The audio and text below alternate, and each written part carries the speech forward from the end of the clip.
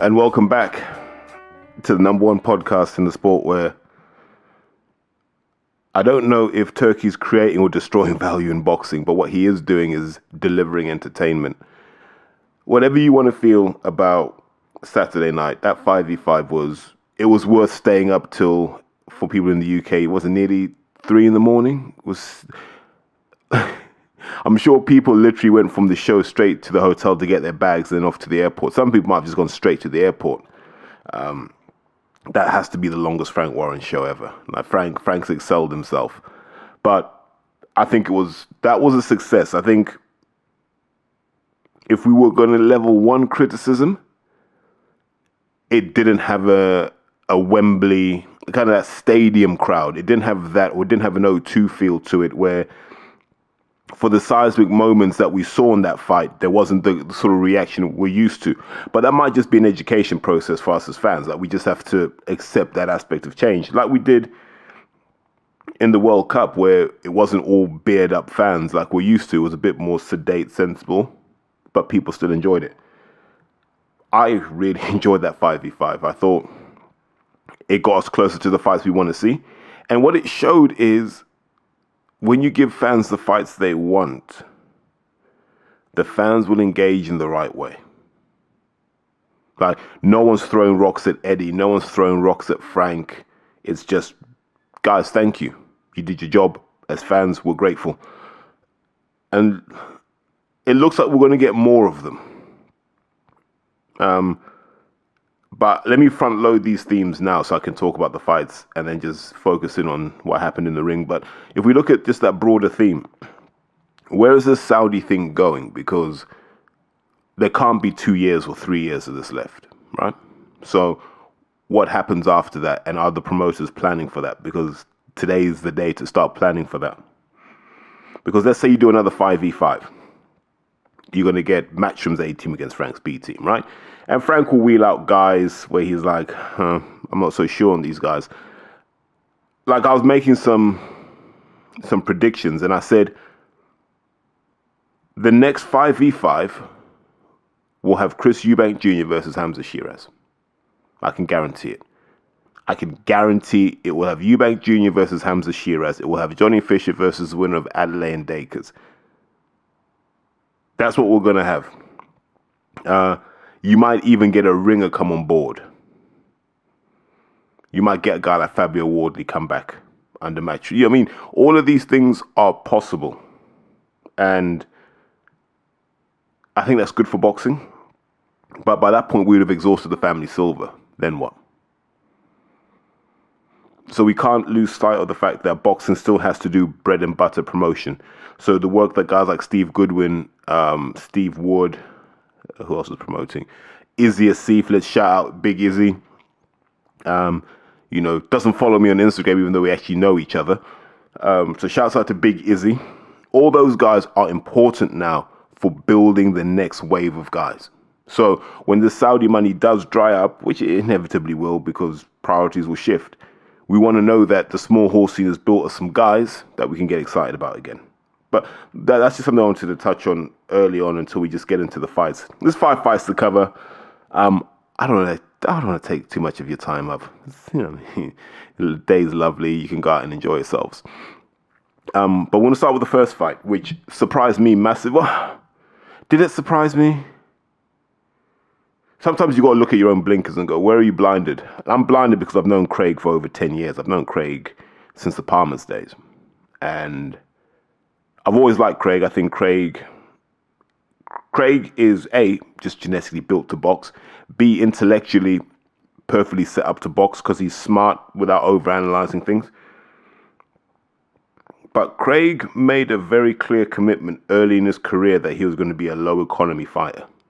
He wasn't going to throw a lot of shots. I remember talking to him when he used to train with us 2015 to 2016. And he said, look, I watch Mayweather a lot. I don't see Mayweather throwing hundreds of punches. He just makes every punch count. And he goes, that's what I want to do. And he built a solid and a good career, not a solid, good career for someone who took up boxing relatively late as well. He built a good career up, being a guy who could do that, but it was predicated on his ability to hurt you. And where he couldn't hurt you, he could just control you with his jab. I mean, his both of the straight shots are pretty menacing. So in Willie Hutchinson, he had, to be honest, a talented kid, but an unproven quantity. We didn't know who and what Willie Hutchinson was. We didn't. We don't know if he's been in the mountains somewhere eating goji berries or whatever. We don't know what Willie Hutchinson's been doing for the last couple of years. And we thought that inactivity, that lack of momentum would impact him. But he showed up with the most important thing you can have in boxing, which is work rate. And when you align work rate with skill, which Willie does have, and boxing nous, which Willie does have, because he's boxed from when he was a kid. So he knows his way around the ring, and he was able to put that work rate on Craig. And once Craig realized that he was going to have to go through the gears that he hasn't trained for, I think it was hard for him. And the bits of the fight I saw were hard for me to watch because, like, I count Craig as a friend.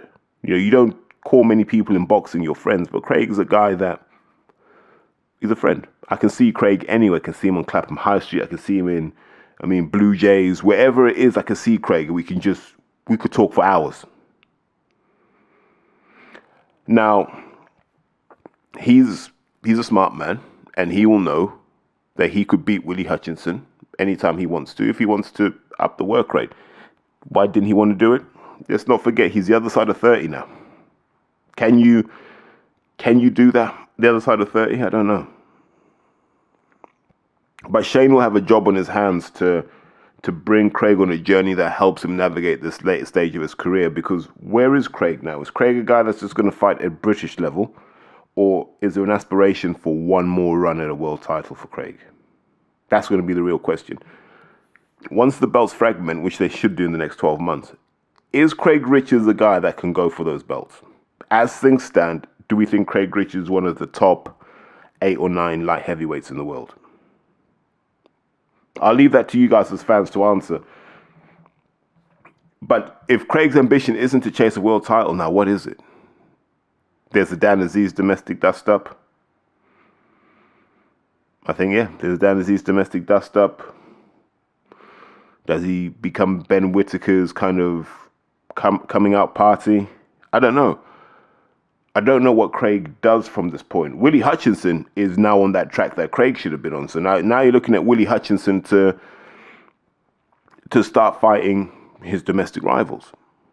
I don't think he'll do it next. Maybe they'll uncover an Andre Sterling to keep him busy, or you wait out the winner of Liam Cameron versus Lyndon Arthur, get him in the mix with that.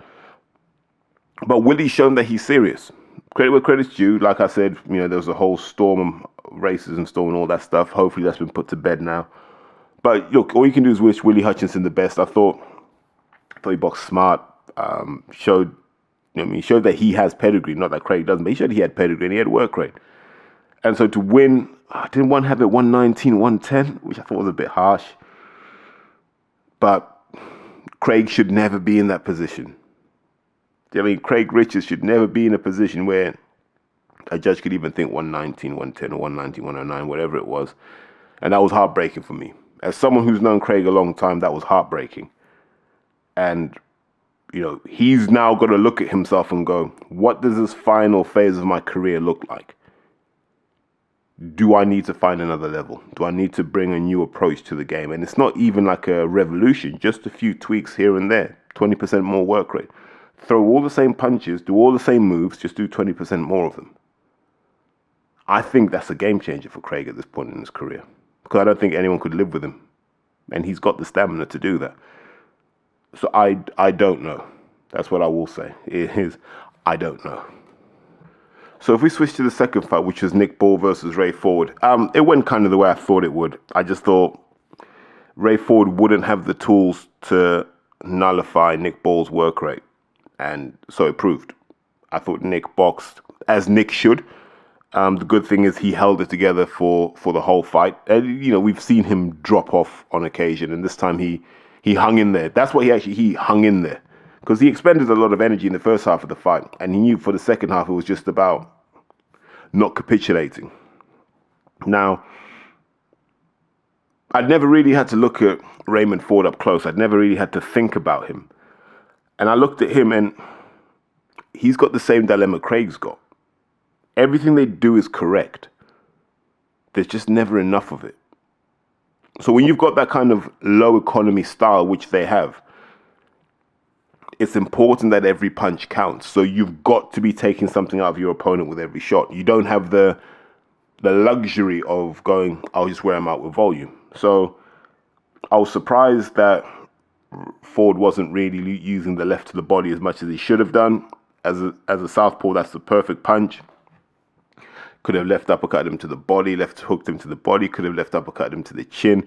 All those things Nick Ball will give you when he's coming in. The second thing that surprised me was Ray Ford kept getting hit with that left uppercut from Nick Ball, and at no point did he just think to put his right hand under the chin. Why? What would that have done? It would have forced Nick to go from an uppercut to a hook. Then you open up that channel for your own right uppercut. But these are the sort of tactical things your corner should be telling you. And this corner were helping him, but it looked like they hadn't prepared for Nick Ball. It's almost like they thought, Nick can't do that against us. We're too good. And they hadn't said, actually, how do we stop a guy like this? Short, squat, stocky, have an engine for days. How do we stop him? And I just thought Ray Ford was... He not that he showed up for the money. He showed up expecting to win. Nick Ball showed up needing to win. That was the difference between the two. Nick Ball was like, I need to win this world title. I can't come close twice. It's like in football, isn't it? When you've had the ball for 20 minutes and you've been peppering the goal, if you don't score at that point, it's like, well, we're never going to score. And so Nick had that about him when I was watching him, and I thought that was highly impressive. He's had a decent run. Was it Dubois, Vargas, now Ford? You can't knock that run. That's the sort of run we want to see our British fighters do. That's how you become a world champion. That's how you become a British boxing great, by taking on these challenges. But I was thinking throughout this fight, would Nick Ball be able to do that against Inoue? He'd try, but I think at some point Inoue would put a right hand down the middle, just crack him. And then that would be all she wrote. I think there are some people who could do that. There are other people that I think would love to mix it with Nick Ball. Just get into a firefight with him at 126, at 130. But Ray Ford wasn't one of those guys. And had he been that guy, I genuinely believe if in those middle rounds, Ray Ford had said, you know what, let me just try letting my hands go and see what happens, I think he would have turned the fight in his favor, because he was the harder puncher in that fight. There's no question about that. But this wasn't enough of it. And to have it as a split decision, I thought was unfair on Nick Ball. I thought Nick won. I thought Nick won clearly, not widely. I thought he won clearly. It was definitely a 7-5 Nick Ball. You could make an argument for 8-4, but that's stretching it. 7-5 for me is solidly. A draw, nah, can't buy it being a draw. I just don't think Ford did enough in the beginning. He came on strong towards the end. But even when he started to eke out an advantage over Nick Ball, he didn't put his foot on the accelerator. It's almost as if he thought, no, I've got this. But then you listen to his interview, and yes, he was gracious in his interview. But then in his interview, he goes, yeah, Nick Ball was the better man tonight. And I'm like, well, okay, but why was he the better man? You've had weeks to prepare. How is he the better man? And he was talking about making weight, and yeah, maybe I got to go to 130 now. That's all well and good. But at no point did you show that warrior spirit that you showed in your previous fight against Kolmatov. And maybe that's what he was hoping for. That one punch where he puts Nick Ball down. But you can't leave it to chance. We're going to talk about that when we come to the main event. You can't leave things to chance, man. While you're waiting for that knockout, you still got to chip away at your opponent. You want to soften them up for that knockout. And it's a real shame that Ray Ford is given that platform to really make a name for himself, establish himself on both sides of the Atlantic. And he just didn't seize it. Nick Ball did. And now you got to give him credit, give kudos to Everton Red Triangle. Always good to see, that amateur scene getting the props in the pro scene as well. Just goes to show the best coaches in this country are in your amateur gyms. Like I bow to no one in that statement. If you were to line up the 10 best coaches when it comes to boxing in the United Kingdom, I guarantee at least 7 or 8 of them would be in amateur gyms right now. Don't at me. Yeah, I just think the skill base you need to be a good amateur coach sets you up well to being a good pro coach. I don't believe you can just be running around this trainer, that trainer, shadowing them. I don't believe you can be sat on the internet doing analysis. I don't believe you can, be reading books by Ray R. Sullivan. I don't believe you can do all of these things and be a good professional boxing coach. The only way you can do it is to serve your apprenticeship the right way. And I see too many coaches trying to come in off the coattails of someone else, and they call themselves boxing coaches. But they have no clue what goes on in the ring. They have no clue why it's so much easier to give advice from what you see on the outside than what you see on the inside. Angles and positions are completely different. I always say this to my mates. The angle TV gives you makes every opening look obvious. When you're stood in front of someone hitting you, those openings aren't obvious. What you end up doing essentially is just not guessing, but you use your previous experience to know that if the hand's in a certain position, here's where the opportunities lie. Then you just learn to manipulate the hands to create your own openings. But the openings you see as a fan are not the openings a boxer sees. That's why when you watch guys like Floyd and you watch guys like Canelo, when they're able to do what they do, that's a really high skill set because you don't have the same view, the same vista that fans in the audience get. If you had that, it'd be a lot easier. Like a video game. In a video game, it's really easy to pick your openings, right? But when you jump in the ring, it's completely different. So now if you look at what you do next with Nick Ball, he's a world champion now, so we can kind of park the domestic dust-ups to the side, because I don't think you're going to see Lee Wood at 126. Mick Conlan's kind of cooked. So if you wanted to say what was his likely option, just knowing the game like we do, we know he's going to have to fight, is it Robel Z. Ramirez, the Cuban kid? I think that's what you're going to see next. And if they can't make that happen, long shot, maybe a Brandon Figueroa. Now, oh my word. That fight would be the end of Deep Strike. We'll talk about Deep Strike later. That'd be the end of Deep Strike in terms of punch volumes and punch accuracy. Those two guys would just go to war. If ever we were going to get a fight that is fan-friendly, that the promoters wanted to give us as fans to say, look, we want to give you classics, Brandon Figueroa versus Nick Ball. I'd back Figueroa to win that, but for the first 3 or 4 rounds, that would be epic. But for now, let's let Nick enjoy his world title, kind of like Anto Kakache. Let these guys enjoy it because they've worked hard for it. Whatever you want to think about them as boxers, this is their moment and we should let them enjoy it. I'm trying to get through these fights in order. It's easy to forget. So if we look at fight number 3 was Hamzah Sheeraz versus Austin Ammo Williams. Oh man, it's just a pretty nasty, savage beatdown. I tweeted this, right? I said, I can't believe Eddie Hearn signed Ammo Williams based on social media videos. Because that's really all it was. He was, as a young amateur, he was strong, but he moved pretty far, pretty quick by just being strong and being a southpaw. Strong, aggressive southpaw, and he went a long way pretty quick. And then Hearn was like, look, I just need the next generation of American talent. And he started just hoovering up kids like Ammo Williams and Kosi Solomon, all these sorts of guys. He was just hoovering up. Anyone on Instagram with a Team USA vest on was just getting signed by Matchroom in those early DAZN days. And I think ever since then, Hearn's had buyer's remorse for Ammo because he's never improved. There's no added finesse, there's no added sophistication to what he does now versus what he did in the kind of early days of his professional career. You just watch him and you go, there's a good fighter in there somewhere. We just don't get to see it. And now the problem you've got with someone like Hamzah Sheeraz, and Hamzah Sheeraz is a legit 6'2", 6'3", he's a big guy. Like, he's a really, really big guy. How he makes middle is beyond me.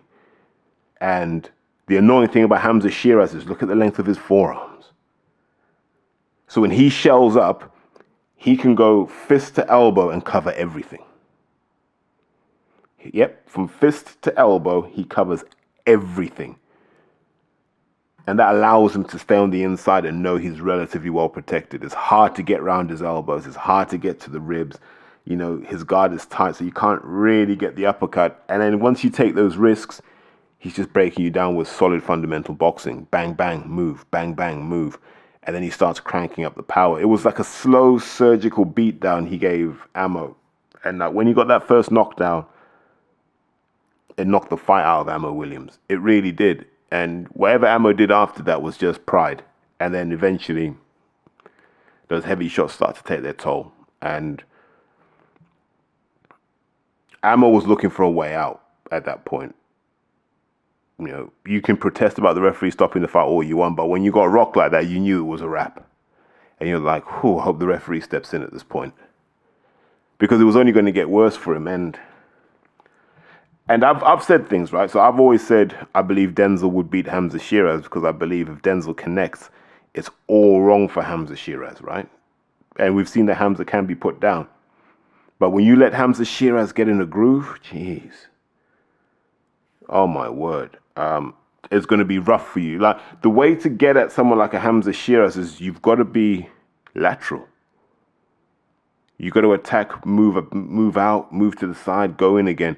Keep him off balance, keep him in that tight guard, and just keep breaking him down until he gets frustrated that he can't get his game plan off. But it will take a really good fighter and a really good training camp to beat Hamzah Sheeraz. I think I said this earlier, right? I would expect Hamzah Sheeraz to be fighting someone like a Chris Eubank Jr. because Turkey can make that money appear, and Eubank loves money. And Eubank, being a free agent at the moment, can negotiate with whoever he wants. And look, if Wilder can be Hearn's captain for the 5v5, Eubank Jr. can be the captain for the 5v5. I can guarantee it. And don't be surprised if we get that. But I don't know what you do if you're Ammo Williams now, because I imagine Hearn's deleted his number. Hearn will be saying, right, hopefully that's the last fight on the contract. Don't really need him. There's nothing for him here. Like maybe the winner of Tyler Denny and Felix Cash as a blow-off fight, but when you get beaten that comprehensively, we start to wonder how good are you? But then maybe that's doing a disservice to Hamzah Sheeraz, who, if you're Hamzah Sheeraz now, you got to be calling out Janibek. That's going to be the one now. You got to be like, look, I want to fight Janibek. If you don't do it now, when are you going to do it? Because by the time you fight him, you'll be 26. I think Denzel was 26 when he fought Janibek. And that fight wasn't a blowout by any stretch of the imagination. So Hamzah could easily get stuck in there, grab himself a couple of belts. I don't know why he wouldn't, but that's up to his team. They've kind of managed his career really smart. And like I say, credit to them, because from the outside looking in, I didn't really understand what these guys were doing.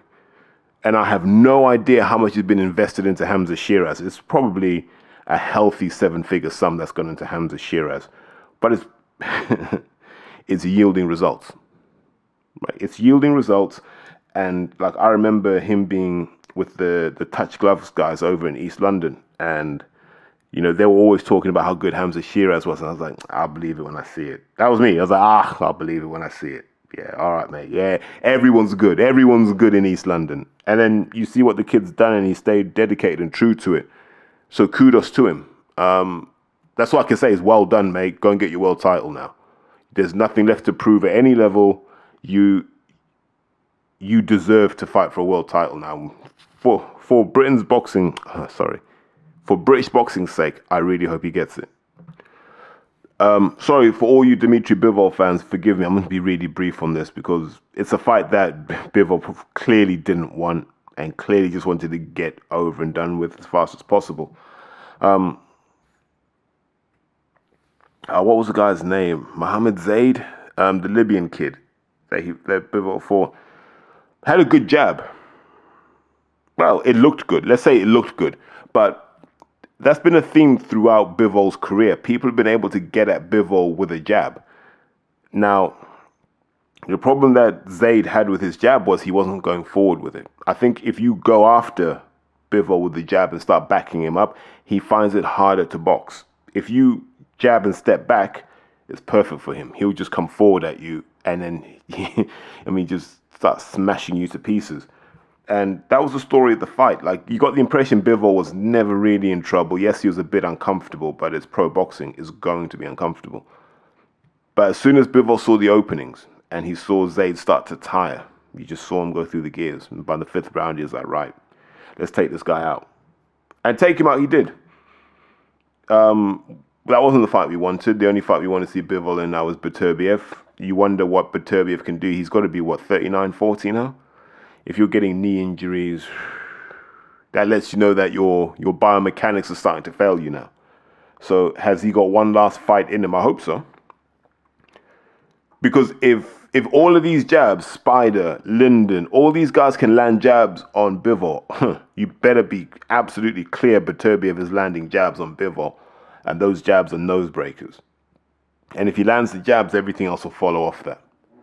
So let's look forward to that fight. Sorry not to give more detail on Bivol, but it was a fight that he wasn't interested in. And to be honest, we were hoping it would end early so we could just get to the meat and potatoes of the fight. Right, so now we come to the meaty bit of the 5v5. Because you got to understand, up until this point, it's a whitewash. Yeah. So Frank has essentially smoked Eddie. And, like I said in the previous episode, when you send your B team in, you're kind of hoping for a couple of results here and there for a moral victory. But no, it's a full-on smoking here. So Dubois fights Filip Hrgovic.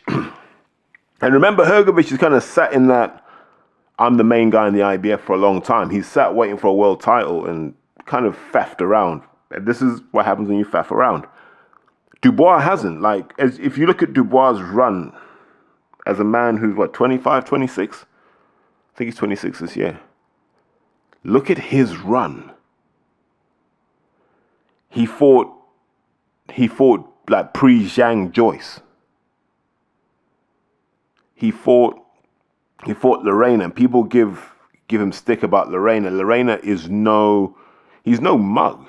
Like, Lorena's a decent fighter, a tough guy. And I think the next few years will show how good a win that was. And he's fought Usyk. So he's been in situations that are as scary as it gets in the heavyweight division. He's not scared. I'd argue Hrgovic has kind of gone a different route, and he's kind of just gone, look, just maximum pain, minimum risk. And so when these two fought, the first part of the fight was signified by Hrgovic's pedigree and quality. And he's been an amateur for a long, long time. He's an Olympic bronze medalist, so he's no mug. And so we saw that. And Dubois' lack of head movement was proving a problem. And I think if you are going to put him in with someone like a Joshua or a Zhang, the question is, how do you resolve that? Because Zhilei Zhang would land on that head all day. And I think as the fight evolved, you started to see Daniel dip a bit more upper body movement, slip and slide a bit more. Not spectacularly, but just enough. But he also fought through that initial discomfort and said, no, I want to impose myself on Filip Hrgovic, which he was able to do. And Daniel's arsenal is very simple, but it's so strong and powerful that he doesn't need any additional complications on top. He just gets busy. That's his gift. His gift is Daniel Dubois just gets busy. And Hrgovic was like, this isn't stopping. Kind of like he did against Zhang, right? But I think Dubois is like a younger, fresher version, better stamina. And he started to make life very uncomfortable for Hrgovic. And so at that point, what you want to be in Hrgovic's corner is giving him the right advice. Like, listen, maybe go on a walk for a bit, try and find some openings at range. Or, look, just get right on top of him and start making it rough. Forearm in the face, elbow to the throat, whatever. Just make it a little bit gnarly in there. Have him questioning his life choices. But none of that came. They're telling him, stick to your boxing. That wasn't working. And Dubois was just gaining in confidence. And I think when Dubois got his tail up, he's very hard to beat, because then what he starts to do, and I've seen this up close, he starts to work out, how can I take this guy out? Savage Dubois mode is unlocked at that point. When he's happy and he's confident and he's got the measure of you, it's gnarly in there. And I think he was getting to that point with Hrgovic. I think at some point, Hrgovic would have been stopped by Daniel Dubois. I think different order of magnitude when it comes to raw strength and power between those two. And I think we saw that in the 5v5. But somewhere I'd like to give Daniel Dubois credit is his mental fortitude in those middle 4 rounds, because that's kind of where he lost the fight against Usyk, in those middle 4 rounds. And against Hrgovic, he turned that around and said, right, this is my chance to impose myself.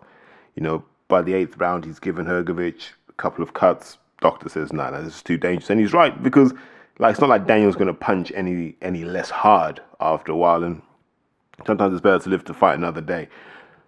And so now this creates a really interesting dynamic. Because Daniel Dubois is now IBF interim champ. And were Usyk to hold on to the IBF, then the rematch would have to happen. And I wonder if that would be a different outcome this time, or at least a different dynamic in the fight, because we've now seen how vulnerable Usyk is to those heavy shots to the body. And I don't know if Dubois will struggle the way Fury did against Usyk in terms of tactics and positioning. But in terms of Hrgovic, what do you do now if you're Hrgovic? Because we kind of think you were gifted the Zhang win, and then outside of that, we're just whatever. And he's always become that guy that no one needs now. So where do you put Hrgovic? Who does Hrgovic fight? He ends up having to fight guys like Michael Hunter, right? Or guys on the way up, like a Frank Sanchez or whoever beat Frank Sanchez, maybe an Agit Kabayel. He now has to take that risky road. But he hasn't taken that risky road in his career, so there's a real risk Hrgovic goes the way of Yoka, where they just hadn't put enough in the bank for them to sustain the way they're boxing. And I don't know. Hrgovic doesn't have a constituent fan base, right? He's not big in Britain. He's not really big in Europe. He's not big in America. He was just a guy who was meant to be in that pool of heavyweights that you could pick from, and he'd be a dance partner for one of the main guys. But as we're about to talk about, who are the main guys now? And therefore, who should Hrgovic be fighting? Because the main guys from the beginning of the year are not the main guys now. And this brings us on to the main event. I found that heartbreaking. So let me touch on a few things first. So number one, all the people kind of slaughtering Wilder, right? Really slaughtering Deontay Wilder.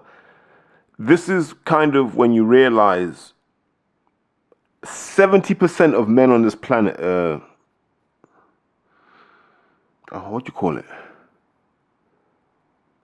Would never get, in nature, they'd never get to mate, right? 70% of men in nature would never get to mate, would never be around a woman.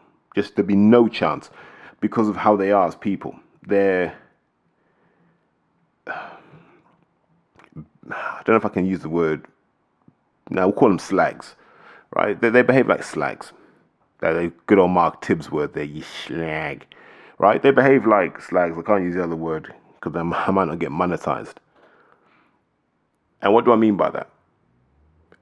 They wait for Wilder to slip up, to be hypercritical and start going, I told you so. I've been telling you for years, he ain't this, he ain't that.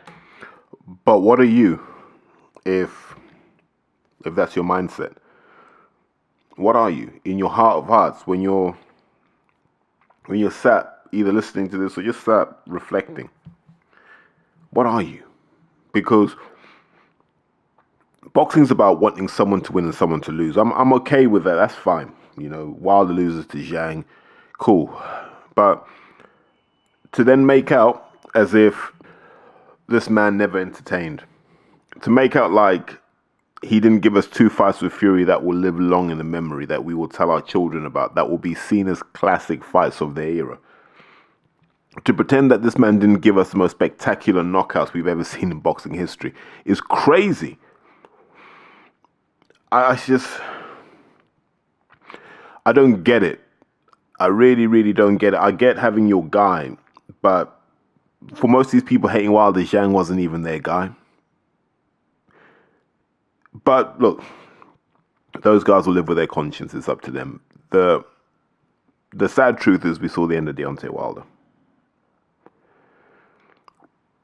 And forget anything else. And we'll talk about the fight in a second. Everything's about the brand promise.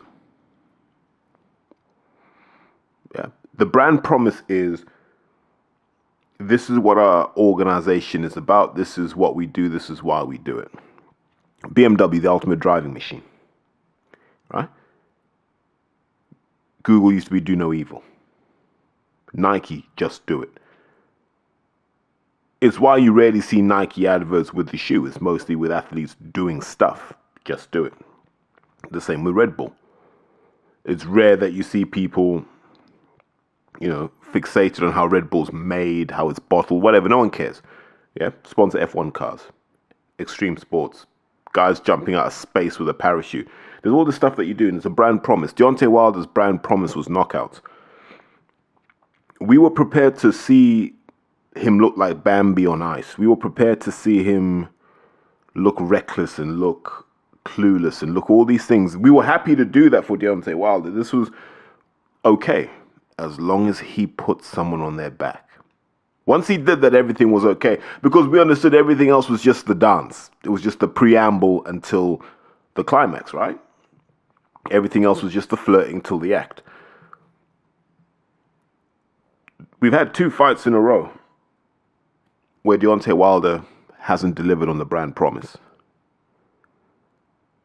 2 fights in a row where in the build-up we've heard about Malik Scott trying to teach him how to box. And that's not part of the brand promise. We don't follow Wilder for a boxing masterclass. Number one. Number two, we don't believe Malik Scott can deliver a boxing masterclass, right? So once Deontay starts to deviate from the brand identity, it gets harder to be a fan, because now you're treading into someone else's territory. Tyson Fury's meant to be the boxing masterclass guy. Alexander Usyk is meant to be the boxing masterclass guy, right? They're the people we go to for that. Deontay Wilder, Anthony Joshua, people go on their backs. You've made millions off that. We can't let you do something different. We're not ready. We're not equipped for it. Our eyes aren't prepared for that. That's why, if you notice, like Joshua's post-Usyk run hasn't got anyone excited. Until he did what he did to Ngannou, no one cared. But now we know Ngannou's terrible. And Fury was just terrible that night. But Joshua delivered on the brand promise. Yeah, that's why he was universally loved for that. So in this fight, you've got Deontay Wilder, brand promise is knockouts. You've got Zhang, name, Big Bang, brand promise, I'm putting people on their back too. So there's an expectation in this fight that people are getting put on their back. Right? This could never have gone 12 rounds. We would not have been happy had this gone 12 rounds and no one hit the canvas. Now, wow. I don't know. I watched this fight and I'm thinking to myself, Wilder, you've just got to let the hands go. Like you used to. And you can see the kind of negative effect Malik Scott has had. Like I think Sir Clive Woodward used to call them energy sappers, didn't he? People you'd have in your squad and they just suck the fun out of everything. They'd suck the energy out of everything. And I think Malik Scott is that. Maybe come on to Malik Scott later because he might have to get cooked. So you've got this fight. And what you're really hoping for is Wilder just uses his long arms. His arms are longer than Zhang's by some distance. And all he had to do was step, plant his feet, let the big shots go. Couldn't do that. Seemed to struggle a bit with Zhang being a southpaw. But all he had to do at that point was double up the backhand. He would have landed one of them. Doesn't seem able to do that. Meanwhile, Zhang's just going through what Zhang does. Touch, bang. Touch, bang. Making sure he's always in Wilder's face. He doesn't give Wilder an easy exit. Just stays right in front of him and keeps working. Knowing that if he can keep the pressure on Wilder, Wilder will make a mistake. Zhang knows Wilder's only hope is to knock him out. He's not going to outbox him. There's no chance in hell of that. They're both in the same Olympic Games. It's not going to happen. So Zhang kept his hands, defensively responsive, just kept his hands high, knowing that that's the only place Wilder could go. So he was catching shots on the forearm and on the shoulder. And now Wilder's like, what do I do? You can see that he hasn't got that boxing foundation because he can't go to the body on Zhang. He doesn't know how to. And so round by round, Zhang's getting his distance. You can see it, like Zhang's starting to see the openings. And he's not going for them, but he knows that they're there. And I think was it round 5? When the end came? And it was sad. But someone confirm this, like tweet me, whatever, Instagram me, let me know. Did Zhang step on Wilder's foot? Because it seemed, and I haven't watched it back, but it seemed at the time, Zhang's put his foot on top of Wilder's and swung the right hook. Wilder's gone to pull back, but he's tried to pull his front foot away. So he's been hit, he can't move his foot. When he finally gets to pull his foot away is why he spins around, because he's just trying to get his foot back. And then his balance is off because he's trying to pull his foot back. He's been hit. He's got one foot in the air. He spins round. And he makes the fatal mistake of saying to the ref, what the hell was that? Right? Look, if you've boxed a southpaw, they're always going to do that. I would. In that situation, that's exactly what I would have done. And Wilder drops his hands, appeals to the referee, catches another shot. And that's the end of it, especially against someone like Zhang. Wherever you got that power from, touching that later. Wherever you got that power from, wow. And that was the end of Wilder's top flight career. Because like I said, brand promises. If Wilder's going to end up like that, and if you remember, I think if I'm correct, like Wilder ended on his feet on both occasions, right? With Fury. Second fight, Tal came in. Third fight, referee stopped it. But he showed that warrior spirit. This didn't look like that. And that's the most hurtful thing for Wilder fans, is this didn't look like a guy who wasn't afraid to die. This didn't look like a guy who said don't stop. This looked like a guy who very quickly became a family man and became a husband, or shall I say locked into those things and locked into other things in world, just discovered life. Perhaps he got to a point where his income afforded him the opportunity to do stuff he had never done. And he boxed like that. He boxed like a guy who was comfortable now. Zhang didn't. And that's why Zhang did what he did. You can see it in all of these things. Go and look at old Wilder, when he'd throw big right hands and then he'd spin around because there was so much force behind it. And then this time it's just tentative. He's just kind of playing at throwing a right hand. He's not going through it. If he had thrown the wild hands he used to throw against like Audley Harrison and actually Malik Scott, I think Zhang would have struggled. But Deontay Wilder gave him such a conventional look that Zhang was comfortable. It's like, I've seen this before. Like, you forget I've boxed tall guys in the amateurs for years. This is nothing new to me. And there you have it. A career over. A career over because you got rid of Mark Breland, the one guy who understood what it was like to be a very tall man and have to box as a very tall man with very, very thin appendages. Mark Breland knew and he understood. And having met Mark Breland, he's a sharp boxing mind. He may not talk a lot publicly. He's a sharp boxing mind. And somewhere, Mark Breland has sat at home and he's going, it didn't need to be like this. And meanwhile, you've got Malik Scott. Malik Scott's been a laughingstock in boxing for a long time. And this is the downside of these people like Coogan Cassius and Charlie Parsons and all these people that just stick microphones in people. They don't have the mental equipment to ask the right questions. Malik Scott was one of those guys, like a lot of Americans, who sound clever because they take really basic ideas and just add pointless words to them. Like when the Americans call a jab the stick. And then you hear boxing fans go, you just kept him at bay with the stick. And you're like, it's just a jab, man. You're not adding any stardust to it by calling it the stick. And that's what he does. And he talks about stuff. And what he does is he never talks about things that win fights. He always talks about fights, and then he tries to become metaphysical about it and talk about it's a spiritual journey and Deontay's my brother and all this stuff. He's just a clown. Like, he's a con man. He's got no viable case studies to show that he knows anything about coaching. I'm not saying he doesn't know anything about boxing. But as I said in my Q&A on Wednesday, and if you're not following that, you're losing out, because I think it might be better than this. Nah, I didn't say that. But I said the most overrated thing in boxing is knowledge. People know, like, boxing knowledge is a commodity, right? But the ability to get a performance out of someone is a gift. Very few have it, and that's why you have very few greats. And Malik Scott has been a con man for a long time. I remember Malik Scott with the Filipino woman. Do you remember that? And they used to do all these weird pictures, and they'd be naked, smoking cigars, playing poker. And I'd look and I'd go, I don't know if this is Malik Scott, because he doesn't do that with Kate Abdo, does he? So is this a man who gets coerced into doing things he doesn't believe in? And if so, what kind of backbone is that for a boxing trainer? It's a very worrying thing. And for the record, he wouldn't be the only boxing trainer that's got no backbone. Like, there are a lot of them, but the boxing media are too scared to call him out. But Malik Scott's one of the guys I class as a fraud and a faker. I don't care what anyone says. He ruined Deontay Wilder.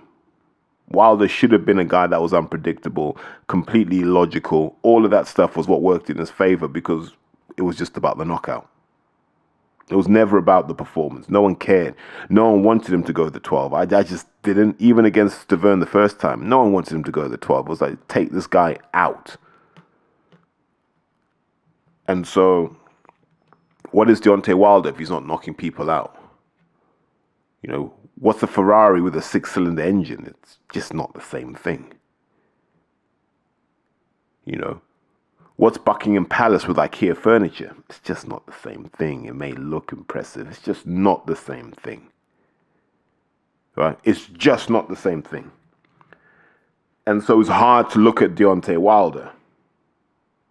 It's hard to look at him the same way. Do you remember at school? There'd be that one kid at school.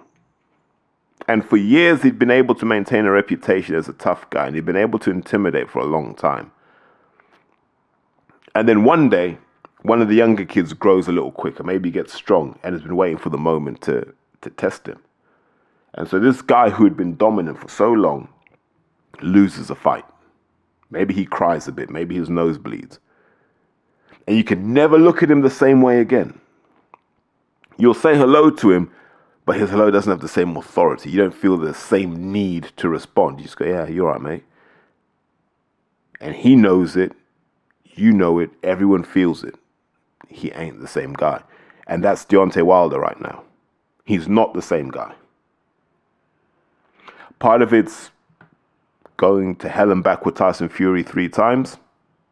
Neither man seems to have been the same after that, but part of it is being stupid enough to believe Malik Scott could help him. Like, how many years did you spend beating up Malik Scott in camp? You beat this guy in a fight where he just threw himself on the floor, like, and you thought that was the guy to train you? Maybe you get what you deserve in this life. But it brings us back to the bigger picture. Without Wilder as a viable heavyweight option at the top table, who's at this top table now? We can all agree Usyk is there.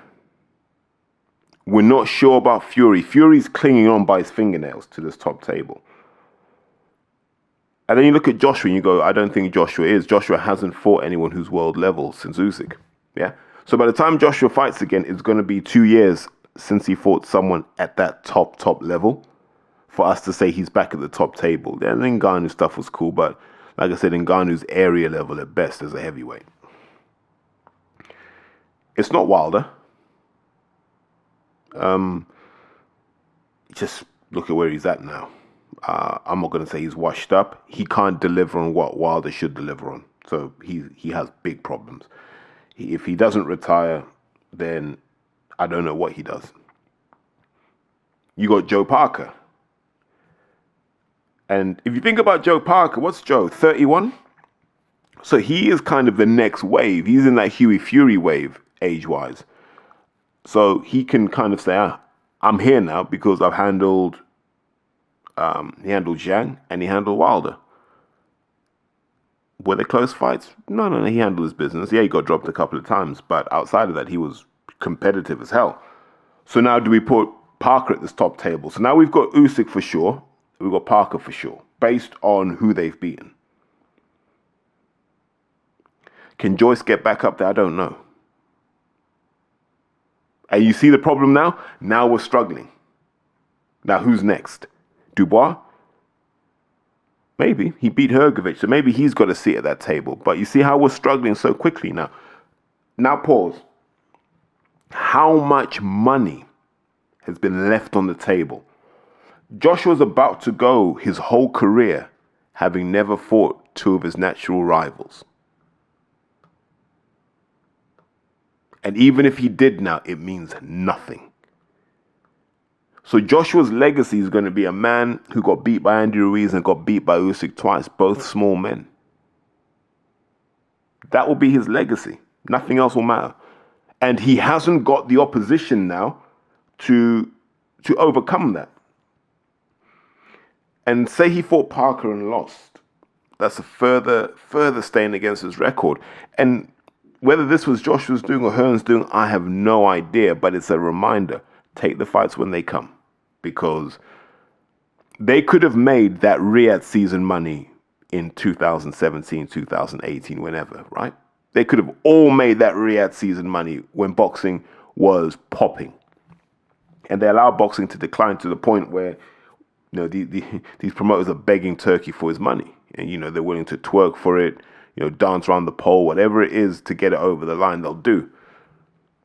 But the sad reality is in the heavyweight division right now, there are no fights where we're like, I really need to see that. We're now at the point where whatever happens, happens.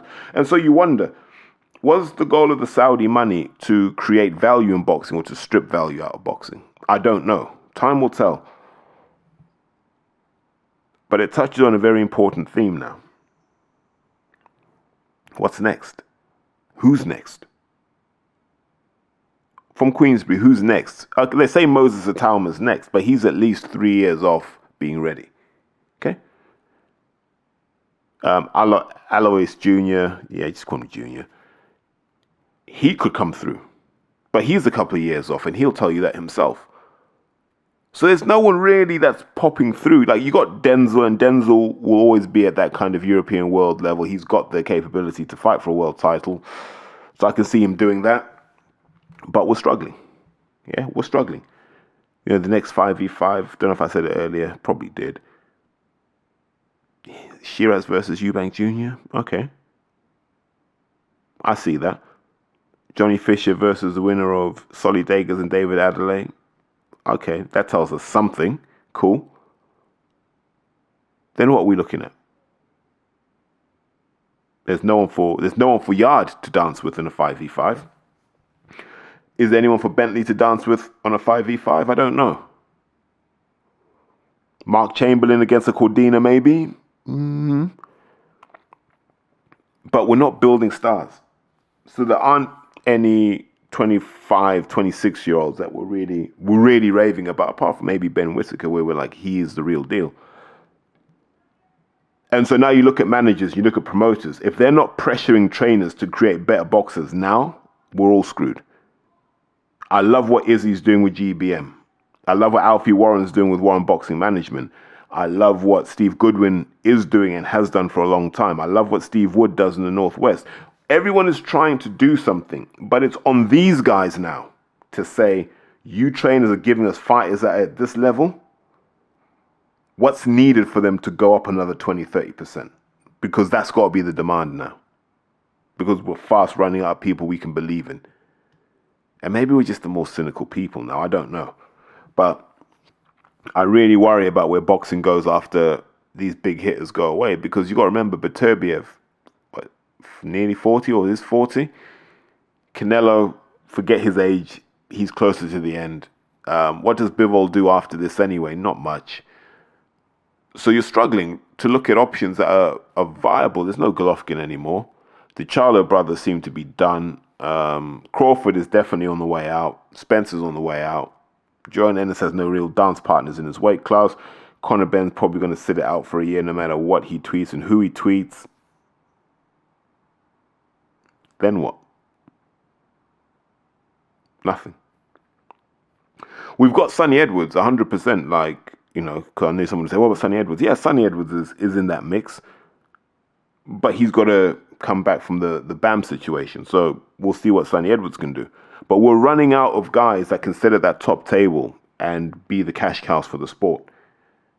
Because we spent so long fixated on this lot. And what it turns out is we needn't have obsessed about them because they weren't as good as we thought they were. And that's a waste of half a decade. So we get to the end of a 5v5 now, and we look and we go, what did the 5v5 tell us? It told us, one, these promoters can put on really good cards when they combine forces. 2, these two will keep going to Saudi Arabia as long as there's money. And as I said in a previous episode, the smart ones are looking at what comes next after Saudi, right? But they will not carry these things on their balance sheet. They just don't want to anymore. 3, when you look at the kind of bonhomie and general niceness here, I have a feeling Barry Hearn has been at the spearhead of this from the Matchroom perspective. I just feel that him and Frank have sat down and gone, look, we all need to make money here, right? For Frank, it's about building Queensbury into something viable that he can pass on to his son George or whoever wants to take over. For Barry, it's getting to that billion and a half valuation.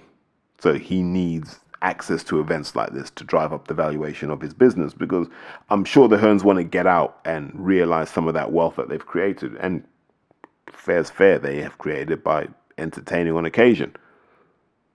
So I think this has been all pretty high-powered talks. As much as Hearn tries to make out it was him, from what I'm hearing, it was at the top of the tree that these things were decided. And so we've had our 5v5. What we don't want now is the concert to be watered down. That's what we don't want. So we don't want... Hearn said it, I don't want to see it. I don't want to see an area level thing being called 5v5. Just have these fights because the board ordered them, for God's sake. Don't wait. I don't want them going, yeah, we're going to wait till next year for the 5v5. No, if the fight needs to happen now, let it happen now. That's the hope. And to summarize, I actually enjoyed the card. I thought the card was really good, really interesting. We saw some guys rise. We saw some guys fall. We saw Hearn get whitewashed 10-0. We know he's still taking that hard, such is life. But the most important thing is we can never roll back from this now. We don't want to go back to the days of the infighting and people saying Frank Warren didn't pay this or didn't pay that. I don't want to hear no Shirley Winkle. I don't want to hear any of that anymore, because everyone was in the same building and nothing popped off. So we know it's not that serious. But as boxing fans, we should all celebrate it and say, all right, that's the kind of night we want. We'll stay up late for those sorts of nights, because every fight gave us something. Like, there's a following chapter for every one of those fights. And may God bless the winners, and for the losers, find a way to come back. So on that note, I'll tap out. As always, guys, if you enjoy the content, share it, introduce a new person to the gang. I always thank the people who show love in all their ways, shapes, and forms. Leave a review if you can. The reviews actually do help with visibility and traction. Anything else I need to touch on? Yeah, people who ask questions on Twitter, stop. Don't include me in the mix with like 7 or 8 other boxing outlets or people and expect me to answer that. Like, that's not how you make someone feel special. So, what's the guy's name? Boxing Steve? I don't even know if his questions are meaningful or not. And I'm not saying that to be bad. But as soon as I see that my name's in a group of people, I don't even care what he's asking. I'm like, if you're not going to ask me, then you don't need an answer from me. So that's a lesson for everyone. If you have a question for me, ask it. I normally answer. In fact, I think I always answer, unless it's rude or disrespectful. But not in a group setting. Why? Because I just don't want to. But no, back to that. Just the support's always appreciated, guys. And if the sun's shining while you listen to this, if you're walking your dog in good weather, thank me later. And on that note, I'll say goodbye, guys, and take care. Porky's Corner is proud to be sponsored by Spartan Site Solutions. They are specialists in civil engineering and demolition contracts for the construction industry. Interested parties should visit their website or contact Porky's Corner for a referral at porkycorner@mail.com.